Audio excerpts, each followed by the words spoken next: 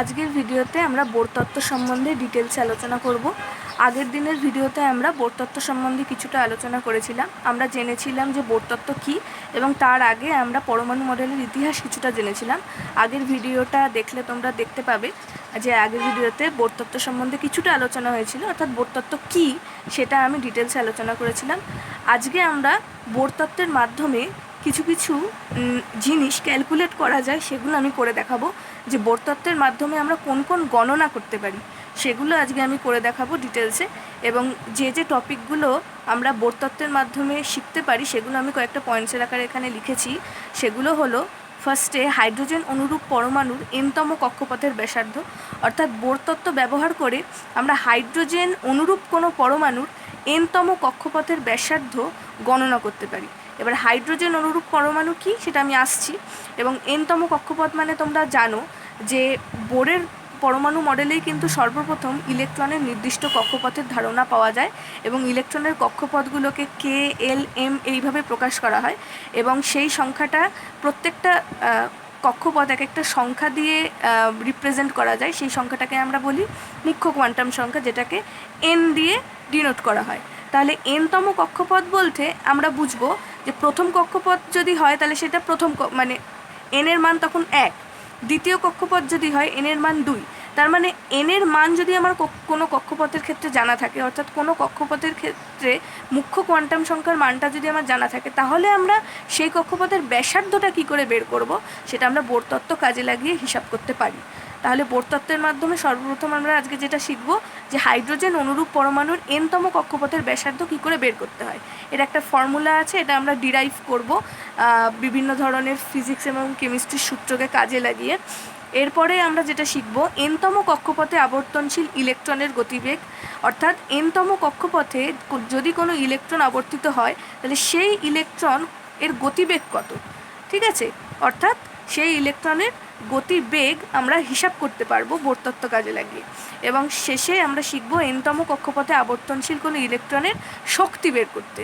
অর্থাৎ আমরা জানি বোর তত্ত্বের মাধ্যমে আমরা এটা জানি যে প্রত্যেকটা কক্ষপথে যে ইলেকট্রন আবর্তিত হয় তারা নির্দিষ্ট কিছু শক্তি নিয়ে আবর্তিত হয়। তাহলে সেই শক্তিটা কত, সেই নির্দিষ্ট পরিমাণ শক্তির মানটাও কিন্তু আমরা বোর তত্ত্ব কাজে লাগিয়ে বের করতে পারবো। আর হাইড্রোজেন অনুরূপ পরমাণু বলতে আমরা কি বুঝি না, বোরের তত্ত্বানুযায়ী হাইড্রোজেন অনুরূপ পরমাণু বলতে একক ইলেকট্রন বিশিষ্ট পরমাণুকে বোঝায়। কারণ আমরা জানি যে হাইড্রোজেনই হচ্ছে একমাত্র পরমাণু যার একটা মাত্র প্রোটন এবং একটা মাত্র ইলেকট্রন আছে। এবং একটা মাত্র ইলেকট্রন থাকার ফলে হাইড্রোজেনের যে রাসায়নিক এবং ভৌত ধর্ম সেগুলো অন্যান্যদের থেকে একটু আলাদা হয়। এবং হাইড্রোজেন অনুরূপ পরমাণু বলতে আমরা এমন পরমাণুকে বুঝবো যাদের একটা মাত্র ইলেকট্রন থাকবে। প্রোটন সংখ্যা যা খুশি হতে পারে, কিন্তু একটা মাত্র ইলেকট্রন বিশিষ্ট পরমাণুকেই আমরা হাইড্রোজেন অনুরূপ পরমাণু বলবো। এবং এখানেও একটা কথা উল্লেখযোগ্য যে বোর তত্ত্ব কিন্তু শুধুমাত্র এই ধরনের পরমাণুর ক্ষেত্রেই প্রযোজ্য, অর্থাৎ হাইড্রোজেন অনুরূপ কোনো পরমাণু ছাড়া অন্য কোনো পরমাণুর ক্ষেত্রে কিন্তু বোর তত্ত্ব আমরা ব্যবহার করতে পারবো না। এটা কিন্তু বোর তত্ত্বের একটা ত্রুটি আমরা বলতে পারি, এবং যার জন্য অবশ্যই পরবর্তীকালে বোর তত্ত্বের সংশোধন হয়েছে। কারণ ত্রুটি না থাকলে তো কখনো সংশোধন হয় না। কিন্তু বোর তত্ত্ব পরমাণু মডেলের প্রাথমিক ধারণা দিতে সক্ষম, এবং এই কারণেই আমরা বোর তত্ত্ব ডিটেলসে আলোচনা করব। তো কয়েকটা হাইড্রোজেন অনুরূপ পরমাণুর উদাহরণ আমি নিচে লিখেছি, যেখানে হাইড্রোজেন নিজে রয়েছে, হাইড্রোজেন, তারপরে রয়েছে লিথিয়াম 2+। কেন লিথিয়াম 2+? না, লিথিয়ামের পরমাণু ক্রমাঙ্ক 3, অর্থাৎ লিথিয়ামের ইলেকট্রন সংখ্যাও 3। তাহলে লিথিয়ামের 3টে ইলেকট্রনের মধ্যে যদি 2টো ইলেকট্রন চলে যায় তাহলে সে লিথিয়াম 2+ আয়নে পরিণত হবে, এবং অবশ্যই লিথিয়াম 2+ আয়ন হাইড্রোজেন অনুরূপ পরমাণুর মতো আচরণ করবে, কারণ লিথিয়াম 2+-এর কিন্তু একটা মাত্র ইলেকট্রন রয়েছে। একইভাবে বেরিলিয়াম 3+কেও আমরা হাইড্রোজেন অনুরূপ পরমাণু হিসেবে গণ্য করতে পারি। তার কারণ বেরিলিয়ামের পরমাণু ক্রমাঙ্ক 4, অর্থাৎ বেরিলিয়ামের 4টে পরমাণু থাকবে। তাহলে বেরিলিয়াম 3+ আয়ন মানে বেরিলিয়ামের 4টে পরমাণুর মধ্যে 3টে পরমাণু চলে গেছে, 4টে ইলেকট্রনের মধ্যে 3টে ইলেকট্রন চলে গেছে, অর্থাৎ একটা মাত্র ইলেকট্রন পড়ে রয়েছে, অর্থাৎ বেরিলিয়াম 3+ কিন্তু একক ইলেকট্রন বিশিষ্ট পরমাণুর মতো আচরণ করবে।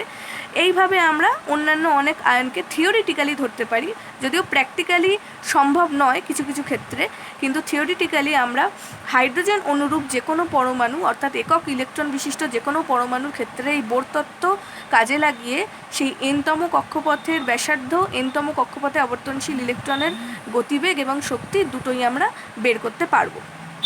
আচ্ছা, তাহলে এগোনো যাক। প্রথম টপিক আমাদের এনতম কক্ষপথের ব্যাসার্ধ, অর্থাৎ হাইড্রোজেন অনুরূপ কোনো পরমাণুর এনতম কক্ষপথের ব্যাসার্ধ কত হবে সেটা আমরা কিভাবে হিসাব করব এবং তার ফর্মুলাটা কিভাবে আমরা ডিরাইভ করব সেটা আমরা দেখে নিই। আচ্ছা, বাদিকে আমি একটা পরমাণুর ডায়াগ্রাম এঁকেছি, হাইড্রোজেন অনুরূপ পরমাণুর মডেল বলা যেতে পারে। কি এঁকেছি একটু দেখে নেওয়া যাক। মাঝখানে আমি এখানে এঁকেছি নিউক্লিয়াস। নিউক্লিয়াসের যেহেতু ধনাত্মক চার্জ বিশিষ্ট একটা অংশ, সেই জন্য নিউক্লিয়াসের মাঝখানে আমি এরকম প্লাস সাইন দিয়েছি এবং এই যে ডটেড লাইন দিয়ে আমি ইলেকট্রনের কক্ষপথকে বুঝিয়েছি। এটা হচ্ছে সিম্পলেস্ট বোরের বা বোর রাদারফোর্ড মডেল বলা যেতে পারে, simplest Bohr Rutherford atomic model. আর এইখানে রয়েছে ইলেকট্রন, তাহলে নিউক্লিয়াস, ইলেকট্রনের কক্ষপথ আর ইলেকট্রন। আচ্ছা, তাহলে নিউক্লিয়াস থেকে এই যে কক্ষপথটা, এই কক্ষপথের যে ব্যাসার্ধটা সেটাই তার মানে আমরা এখানে বের করব এখন, যেটাকে আমরা আর দিয়ে লিখেছি। ঠিক আছে, তার মানে এনতম কক্ষপথের ব্যাসার্ধ অর্থাৎ আর এর মান আমরা এই ডায়াগ্রামটা ব্যবহার করে বের করতে পারি। এখানে একটা কথা উল্লেখযোগ্য যে এনতম কক্ষপথ যেহেতু আমরা বলছি, অর্থাৎ এই কক্ষপথটা কত নম্বর, তাহলে এখানে আমরা দেখতে পাচ্ছি যেহেতু এটা হাইড্রোজেন অনুরূপ পরমাণু, তাহলে হাইড্রোজেন অনুরূপ পরমাণু বলতে একক ইলেকট্রন বিশিষ্ট পরমাণু, এবং একক ইলেকট্রন যদি থাকে সে অবশ্যই প্রথম কক্ষপথে থাকবে, অর্থাৎ এন এর মান 1 হবে। তাহলে প্রথমে আমরা এন এর মান 1 ধরে আমরা এই ফর্মুলাটা বের করব, তারপরে আমরা একটা জেনারেল ফর্মুলা পাবো যেখানে 1-এর জায়গায় আমরা এন লিখে ফর্মুলাটা বের করতে পারি। তোমরা পরে দেখতেই পাবে কিভাবে করেছি। আচ্ছা, এখানে প্রথমে ইলেকট্রন আর নিউক্লিয়াস এদের মধ্যে দু ধরনের বল কাজ করছে। আমাদের এটাকে ভালো করে বুঝে নিতে হবে যে পরমাণুর মধ্যে নিউক্লিয়াস এবং ইলেকট্রন এদের মধ্যে কত রকমের বল কাজ করছে এবং কোন বলের ব্যালেন্সের ফলে ইলেকট্রনগুলো নিজস্ব কক্ষপথে অবিরাম ঘুরে চলেছে। তাহলে ইলেকট্রনের ওপর কিন্তু দু ধরনের বল কাজ করছে। কি কি না, সর্বপ্রথম এখানে আমি F1 দিয়ে একটা বল লিখেছি। দেখো আমি অ্যারোটা কি কোন দিকে দিয়েছি। এই অ্যারোটা কি চিহ্নিত করছে? এই অ্যারোটা চিহ্নিত করছে যে ইলেকট্রনটা এই নিউক্লিয়াসের দিকে আকর্ষিত হচ্ছে। ঠিক আছে, আমরা জানি যে নিউক্লিয়াস হচ্ছে ধনাত্মক আধান বিশিষ্ট অংশ পরমাণুর, আর ইলেকট্রন হচ্ছে ঋণাত্মক আধান বিশিষ্ট কণিকা বা অংশ, যাই বলো না কেন। তাহলে এদের দুজনের মধ্যে একটা আকর্ষণী বল কাজ করবে, কারণ আমরা ছোটোবেলা থেকেই জানি যে বিপরীত আধানযুক্ত কণিকা বা বস্তু একে অপরকে আকর্ষণ করে। তাহলে F1 হচ্ছে আকর্ষণ বল, যেটাকে আমরা স্থিরতাড়িতিক আকর্ষণ বলও বলে থাকি, বা ইলেকট্রোস্ট্যাটিক ফোর্স, যেটা নিউক্লিয়াস আর ইলেকট্রনের মধ্যে কাজ করছে। আচ্ছা, এবার আরও একটা বল কাজ করছে যেটাকে আমি F2 দিয়ে লিখেছি। দেখো অ্যারোটা কোন দিকে, ইলেকট্রন থেকে বাইরের দিকে, অর্থাৎ পরমাণুর বাইরের দিকে একটা বল কাজ করছে, যেটা ইলেকট্রনটাকে তার কক্ষপথ থেকে ঠেলে বের করে দিতে চাইছে। এইটা কি বল? এইটাকে আমরা বলি কেন্দ্রাতিক বল বা সেন্ট্রিফিউগাল ফোর্স। এবার এই বলটার সম্বন্ধে তোমরা ফিজিক্সে ডিটেলসে পড়বে, ফিজিক্সে তোমাদের আছে। আমি এখানে যতটুকু দরকার ততটুকুই আমি বলে দিচ্ছি।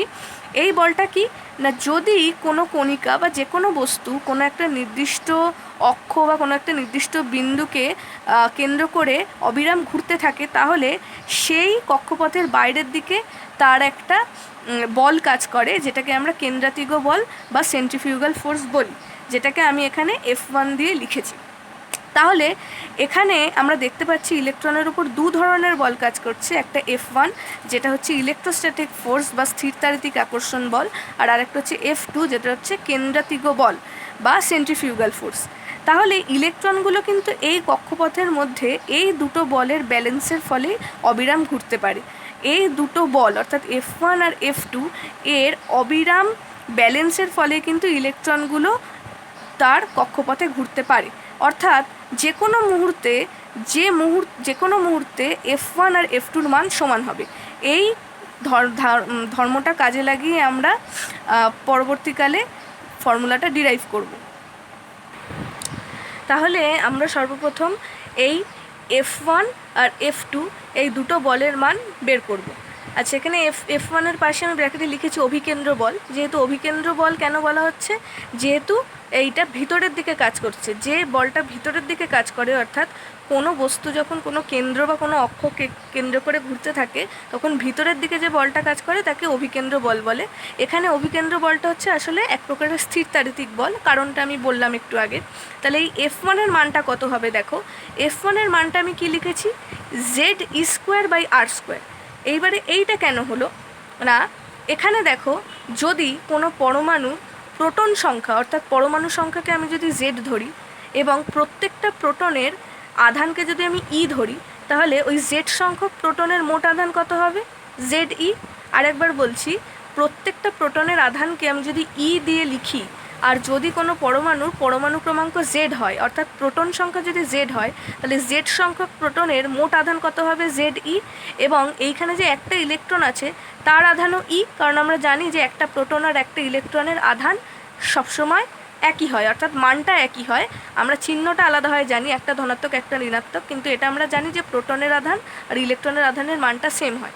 তাহলে এই পরমাণুর নিউক্লিয়াসে মোট আধান হচ্ছে ZE, আর ইলেকট্রনের আধান হচ্ছে শুধু E, আর ব্যাসার্ধ হচ্ছে R। তাহলে কুলম্বের সূত্র অনুযায়ী আমরা জানি যে স্থির তাড়িতিক আকর্ষণ বলের মানের একটা ফর্মুলা আছে, সেইটা তোমরা হয়তো ক্লাস 9 বা 10-এ পড়েছো, Q1Q2/R²।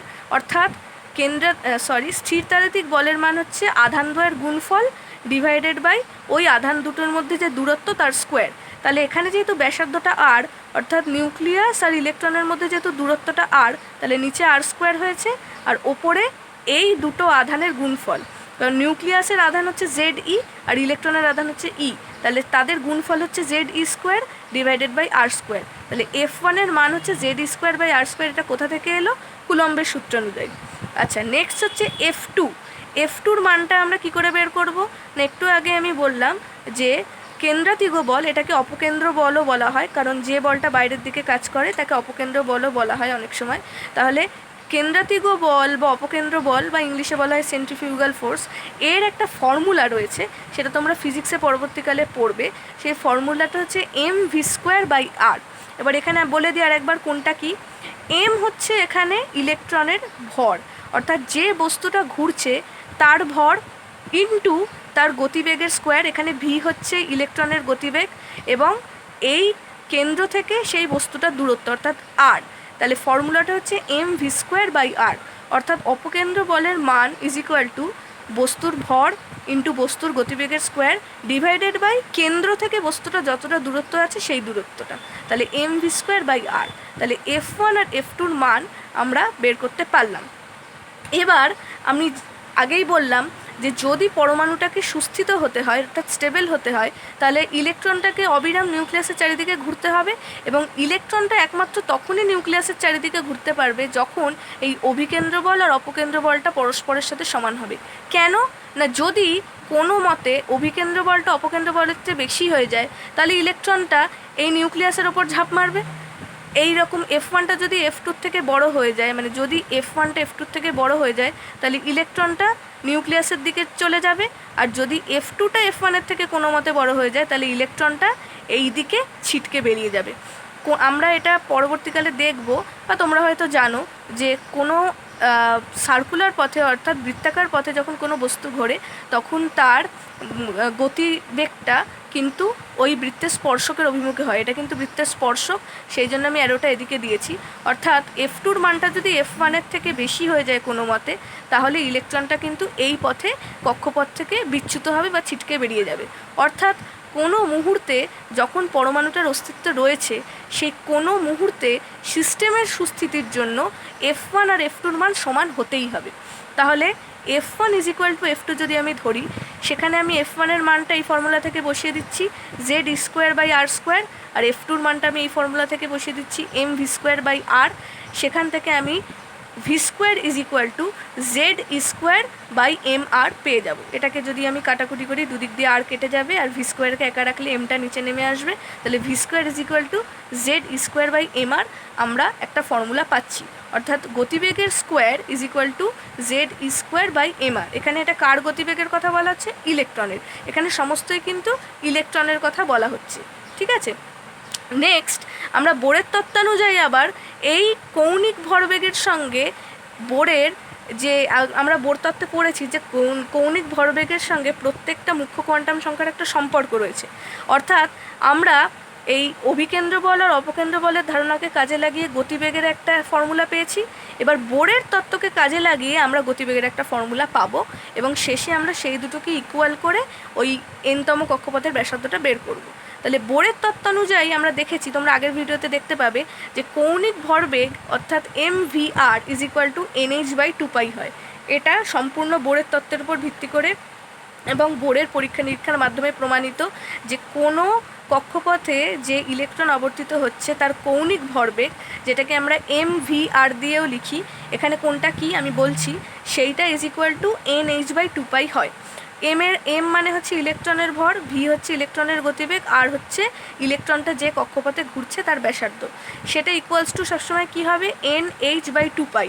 এই এইচ বাই 2পাই এই পুরোটাই ধ্রুবক। এইচ হচ্ছে প্ল্যাঙ্কের ধ্রুবক, যার একটা মান রয়েছে, আর এন হচ্ছে যে কক্ষপথে ইলেকট্রন রয়েছে তার মুখ্য কোয়ান্টাম সংখ্যা।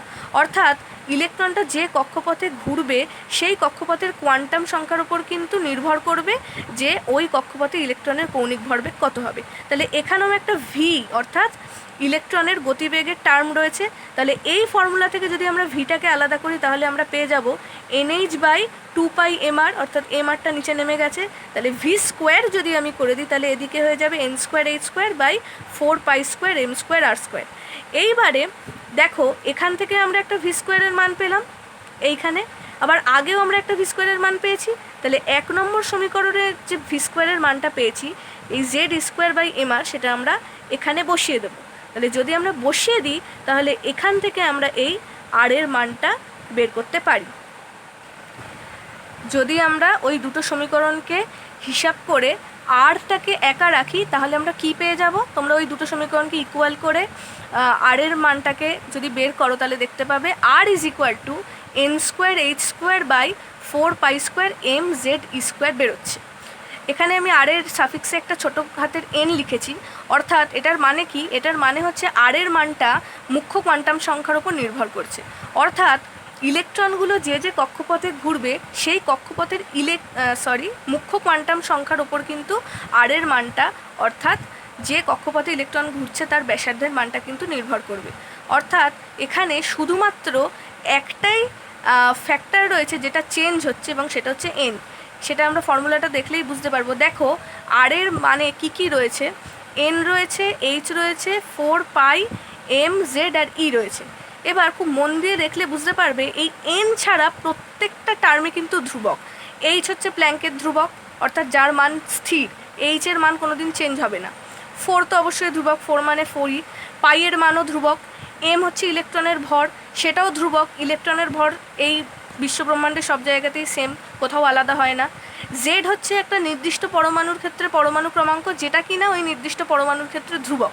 জেডের মানটাও কোনো একটা নির্দিষ্ট পরমাণুর ক্ষেত্রে কখনো চেঞ্জ হয় না। এবং ই হচ্ছে ইলেকট্রন বা প্রোটন যারই বলো তার আধান, সেটাও ধ্রুবক।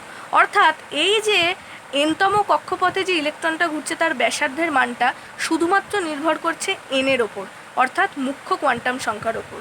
তাহলে বোর তত্ত্বের মাধ্যমে আমরা এই ফর্মুলাটা কাজে লাগিয়ে কোনো একটা নির্দিষ্ট পরমাণুর ক্ষেত্রে এনতম কক্ষপথের ব্যাসার্ধটা বের করতে পারবো। শুধুমাত্র এনের মানটা যদি আমার জানা থাকে তাহলেই আমার ব্যাসার্ধের মানটা বেরিয়ে যাবে, কারণ বাকি সমস্ত যে টার্ম রয়েছে সবই কিন্তু ধ্রুবক। অর্থাৎ এন ইজ ইকুয়াল টু যদি 1 হয় হাইড্রোজেন পরমাণুর ক্ষেত্রে, আমি এনের জায়গায় 1 বসিয়ে দেবো, জেডের জায়গায় 1 বসিয়ে দেবো, তাহলে আমার আর এর মানটা বেরিয়ে যাবে। ধরো লিথিয়ামের ক্ষেত্রে, অর্থাৎ লিথিয়াম 2+ আয়নের ক্ষেত্রে আমি ইলেকট্রনের কক্ষপথের মানটা বের করতে চাইছি, ইলেকট্রনের কক্ষপথের ব্যাসার্ধটা বের করতে চাইছি।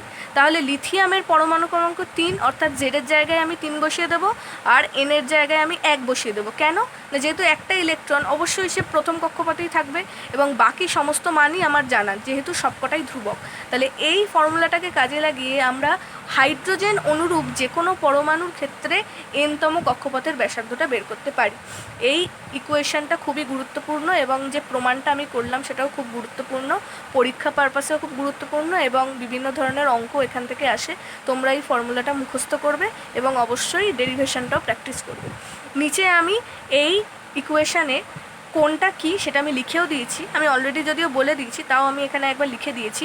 এইচ হচ্ছে প্ল্যাঙ্কের ধ্রুবক, যার নির্দিষ্ট মান রয়েছে, এই মানটা কিন্তু কোনোদিনও চেঞ্জ হবে না। প্ল্যাঙ্কের ধ্রুবকের এসআই এবং সিজিএস দুটো সিস্টেমেই আমি মান লিখে দিয়েছি।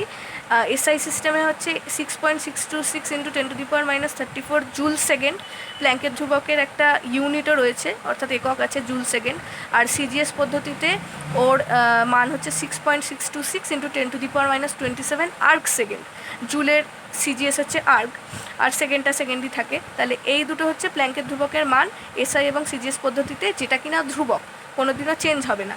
এম হচ্ছে ইলেকট্রনের ভর, যার নির্দিষ্ট মান রয়েছে, আমি এসআইতেই মানটা লিখেছি 9.1 × 10⁻31 কেজি। জেড হচ্ছে মৌলের পরমাণু ক্রমাঙ্ক অর্থাৎ প্রোটন সংখ্যা।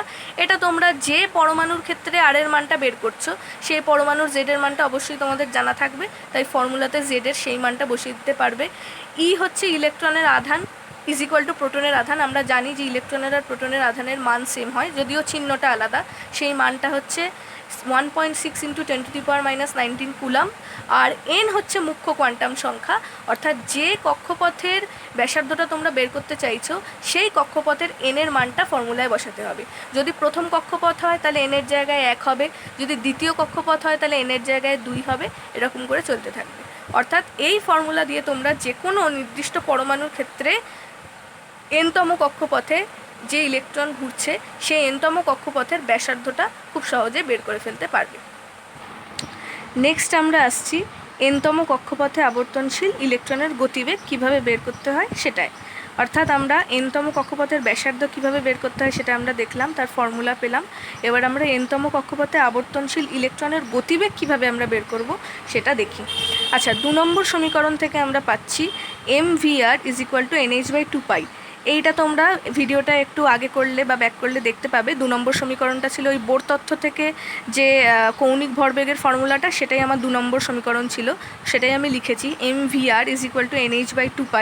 এখান থেকে আমি ভি এর মানটাকে বের করে নিয়েছি। ভিকে যদি আমি আলাদা করি তাহলে পড়ে থাকবে nh/2πmr, এমআরটা এদিকে নিচে চলে আসবে, তাহলে এইটা আমার কাজে লাগবে। আচ্ছা, নেক্সট হচ্ছে আমরা 2 নম্বর সমীকরণ আর 3 নম্বর সমীকরণকে এবার যদি তুলনা করি, অর্থাৎ 2 নম্বর সমীকরণে 3 নম্বরে প্রাপ্ত আর এর মান যদি আমরা বসাই তাহলে কি দাঁড়াবে। দেখো 3 নম্বর সমীকরণ কোনটা ছিল, এই যে আর এর মানটা আমরা বের করেছি একটু আগে, সেই আর এর মানটাকে আমি 3 নম্বর সমীকরণ দিয়েছি। এবার এই 2 নম্বর সমীকরণটা যেটা আমি লিখেছি সেখানে আমি যদি এই আর এর মানটা বসিয়ে দিই তাহলে আমরা কি পাবো। দেখো 2 নম্বর সমীকরণ থেকে আমরা ভি এর একটা মান পেয়েছি nh/2πmr।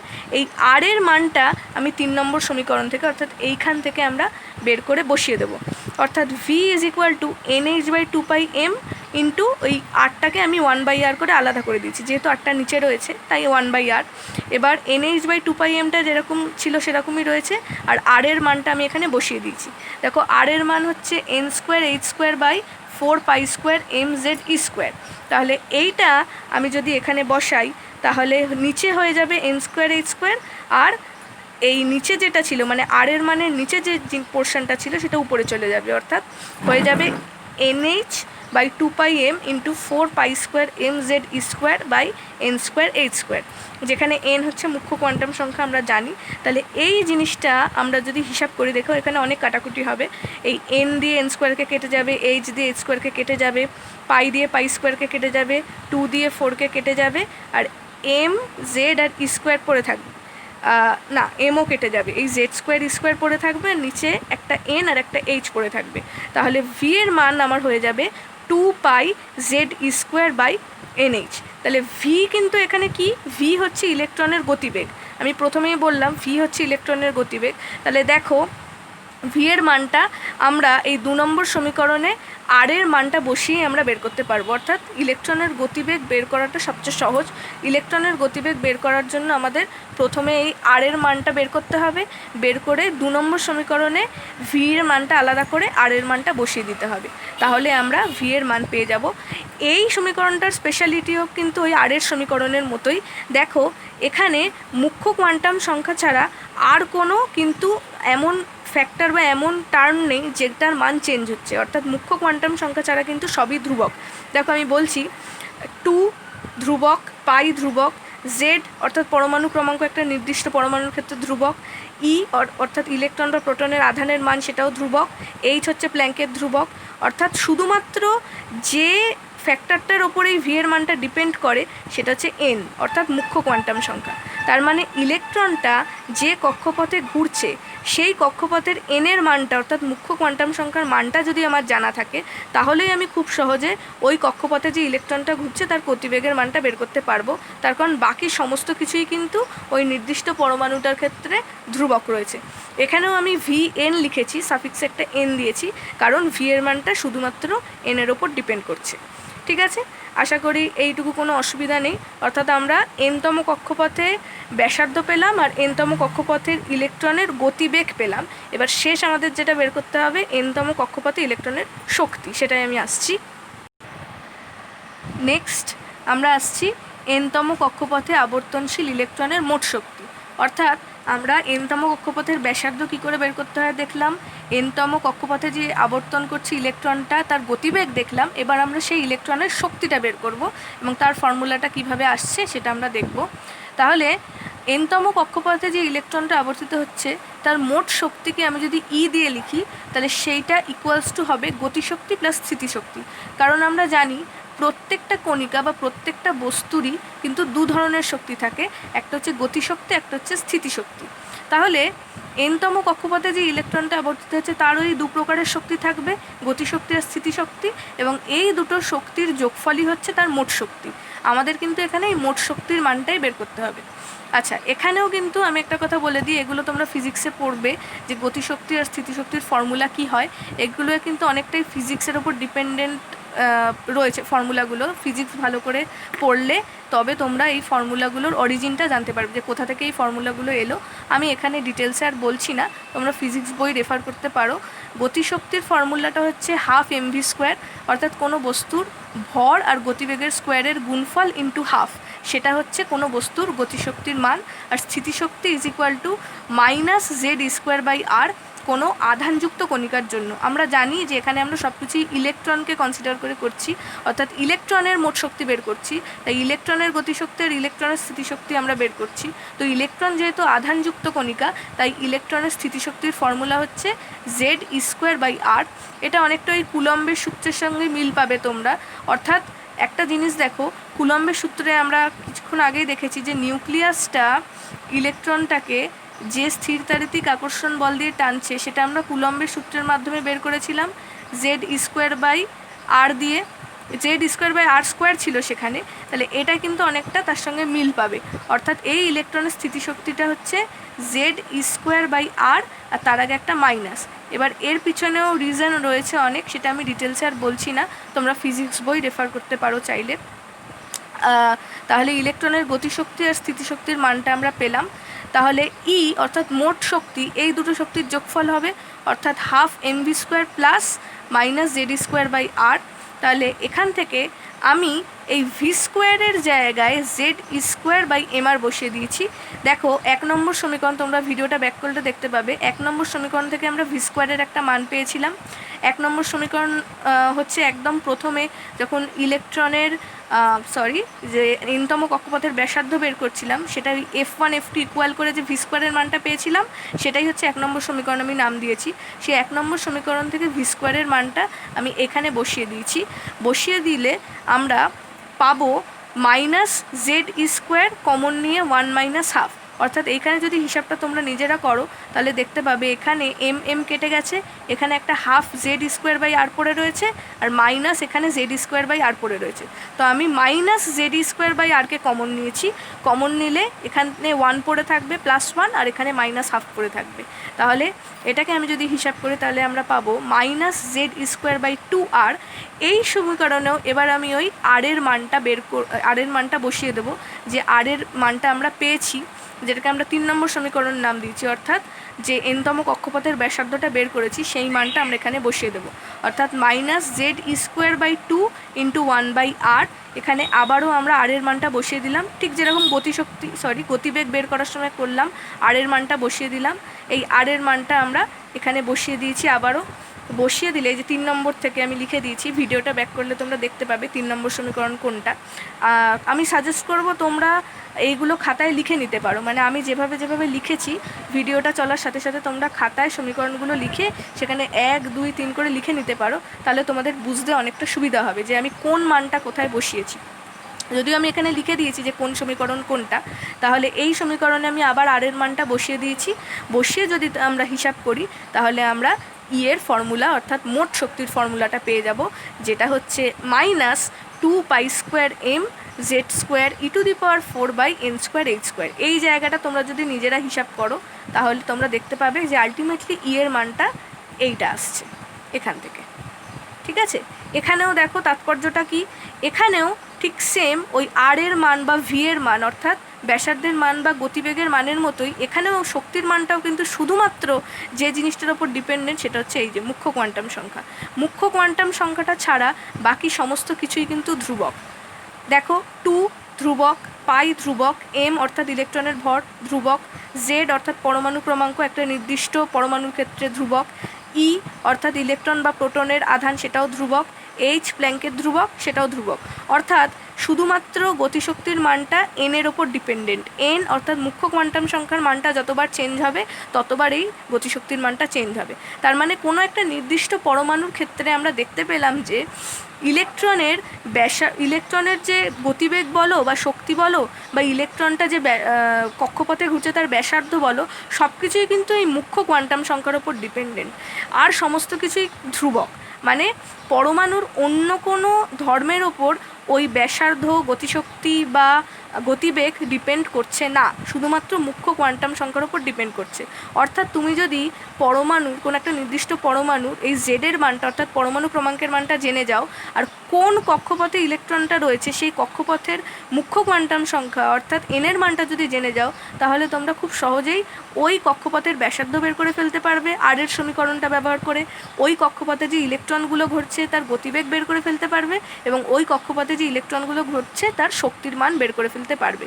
শুধু যেটা দরকার সেটা হচ্ছে এই এনের মানটা, মুখ্য কোয়ান্টাম সংখ্যার মানটা, অর্থাৎ যে কক্ষপথে ইলেকট্রনটা ঘুরছে সেই কক্ষপথের মুখ্য কোয়ান্টাম সংখ্যার মানটা জানলেই তোমাদের হবে। তাহলে এখান থেকে আমরা মেনলি 3টে ফর্মুলা পেলাম। বোর তত্ত্বকে কাজে লাগিয়ে আমরা এনতম কক্ষপথের ব্যাসার্ধ পেলাম, এনতম কক্ষপথে আবর্তনশীল ইলেকট্রনের গতিবেগ পেলাম, এবং এনতম কক্ষপথে আবর্তনশীল ইলেকট্রনের শক্তি পেলাম। অর্থাৎ এই 3টে ফর্মুলা কিন্তু তোমাদের অতি অবশ্যই মুখস্থ করতে হবে, এবং ডেরিভেশনটাও কিন্তু করে ফেলতে হবে, কারণ এটা পরীক্ষার পারপাসে খুব ইম্পর্টেন্ট, পরীক্ষায় আসে। এবার আমি লাস্টে সামারাইজ করেছি পুরো ক্লাসটাকে। এন এর মান মুখ্য কোয়ান্টাম সংখ্যা, এন = মুখ্য কোয়ান্টাম সংখ্যা, অর্থাৎ এনটা কি এখানে লিখে দিয়েছি, এবং এই 3টে ফর্মুলাকে আমি এক জায়গায় লিখেছি। অর্থাৎ আর এন, এই নিচে এন লেখার মানে হচ্ছে 8টা এনের ওপর ডিপেন্ডেন্ট, অর্থাৎ ব্যাসার্ধের মানটা মুখ্য কোয়ান্টাম সংখ্যার ওপর ডিপেন্ডেন্ট। তাহলে আর এন = n²h² 4π² mz², অর্থাৎ গতিবেগের মানটা 2πz²/nh, আর en অর্থাৎ শক্তির মানটা -2π² mz² e⁴/n²h²। তাহলে এই 3টে ফর্মুলা কিন্তু তোমাদের কষ্ট করে একটু মুখস্থ করে নিতে হবে, এবং অবশ্যই ডেরিভেশনগুলোও কিন্তু একদম ভালো করে প্র্যাকটিস করে ফেলতে হবে। তাহলে তোমরা এই বোর তত্ত্বের মাধ্যমে এই এনতম কক্ষপথের ব্যাসার্ধের মান, গতিবেগের মান আর গতিশক্তির মানটা খুব সহজে বের করতে পারবে। আমি কিছু নিউমেরিক্যালস পরবর্তী ক্লাসগুলোতে করাবো, তখন তোমাদের কাছে বিষয়টা আরও পরিষ্কার হয়ে যাবে।